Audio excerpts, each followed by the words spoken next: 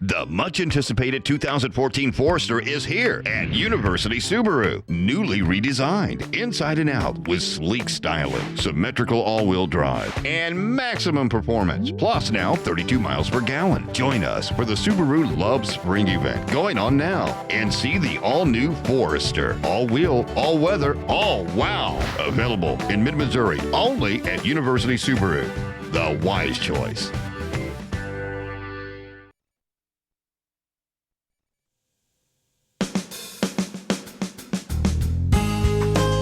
Good morning and welcome to Radio Friends on this Wednesday, February the 12th.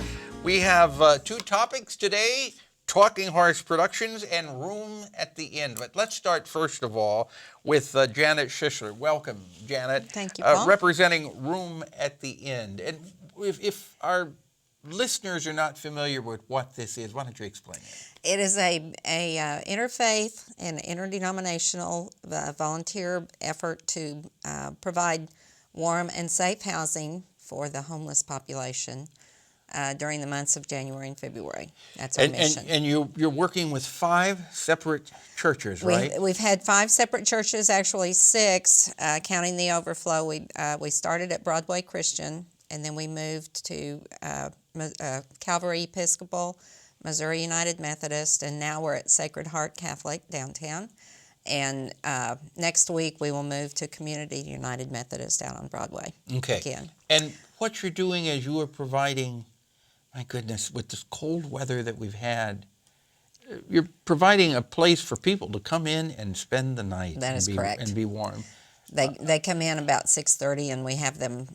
We have to ask them to leave at 7 in the morning, which is really hard on these. Yeah. So snowy where do days. these people go then? Well, there are warming centers around town. The day center is open in the library and the armory. There are several places that. So they can come in at 6:30 in the evening, spend the night there, be warm, and then they have to leave at 7 in the morning and go to a warming center. Correct. If necessary. That's correct. Now you said you're only going to be open through the end of February. We have arrangements through the end of February. If the weather is still as bad as it has been and cold and wet and everything, we will try to stay open in March if we have another church or another facility where we can house them. So people listening to us right now, if they want to help out with this, what can they do? They can. There's several ways to help. We can use monetary donations. We can use in-kind donations like paper products and food products and that kind of thing. And we need lots of volunteers. We have about 300 to 350 volunteers that come in and work different shifts. So they're working all night long? Well, no. They can work in the evening, or they can come in just for an hour and help us set up, or they can spend the whole evening, or they can spend the night, overnight, or they can come in the morning. If anybody's interested, they can send an email to roomattheinn@centurylink.net. Okay, Room at the Inn. Is it one word? All one word, lowercase. Okay, Room at the Inn at CenturyTel. No, CenturyLink. CenturyLink.net. .net. Room at the Inn at CenturyLink.net. Or is there a phone number they can call? No, the email is really the easiest way, Okay. because then they can just tell us what level of interest they have, and then we will either send them a link to volunteer for the a shift, or to come to a training session, or to donate. So if you want to help out, Room at the Inn at CenturyTel. CenturyLink. CenturyLink.net. Right. I've got I a should have mental written block that out there. for you. That's okay. That's okay. You know, you get a little bit older and you forget things. Thank you very much, Janet. Good to have thank you for here. having us. All right. Now we turn to Ed Hansen and Trent Rash. Good to have you here from Talking Horse Productions. Thanks, Paul. Yeah. And you've got a new production that starts, 2 days from today? On Valentine's Day. We open in 2 days, that's right. And what's the name of this one? It's called Songs for a New World. Oh, I've got it right here in front of me. Songs for a New World. I told you I'm getting older. How old are you? Older than Pat Akers, that's for sure. my. Songs for a New World, and you're opening on Valentine's Day. And Trent, you are the director. Tell me about Songs for a New World. Sure, it is not your typical musical. Most musicals, there's characters that you see all the way through, and there's a conflict, and it gets resolved. And this actually is more of a song cycle. So it's a bunch of different songs put together with a unifying theme, but there's not one sort of plot line that runs all the way through. Well, is it going to have a happy ending? Well, some songs have happy endings, and some songs may not have happy endings.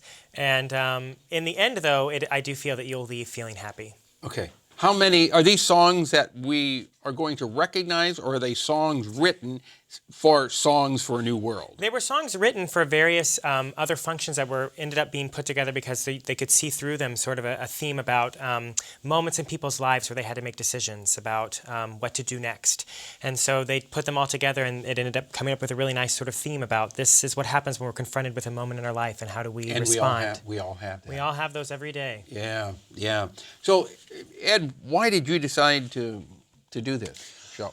Well, I've always been in love with Jason Robert Brown's music. He's the composer for this show, and people who are involved in musical theater often love to talk about Jason Robert Brown. And why doesn't anybody produce a Jason Robert Brown show? And I thought, well, this is a great little vehicle for my theater company because we are a small theater.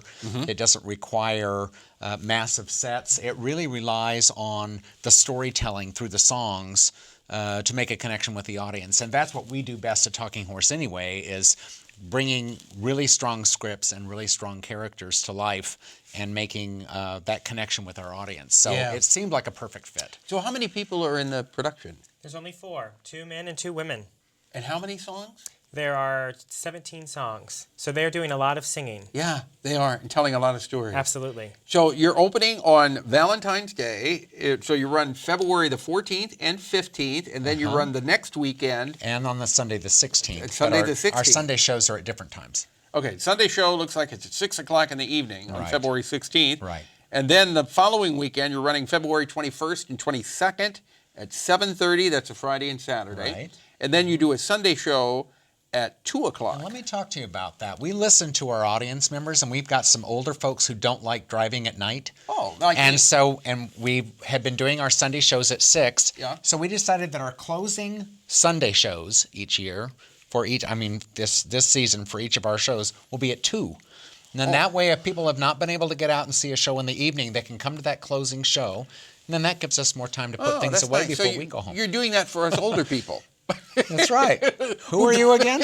Well, that's good. So the first weekend you're doing it at 6 o'clock, and then for the next weekend you're doing it for us people who don't like to drive at nighttime. That's exactly right. I've presented to a couple of civic groups, and they've said we would love to come to theater, but we don't like to get out at night. Oh, I understand that. All right. For more information or for tickets, what do they do? The best thing to do is visit our website, www.talkinghorseproductions.org, or you can find us on Facebook, and there are links directly to just click right there and buy your tickets, or you can come to the box office. Songs for a New World. Thank you very much. Thanks, Ed and guys. Trent.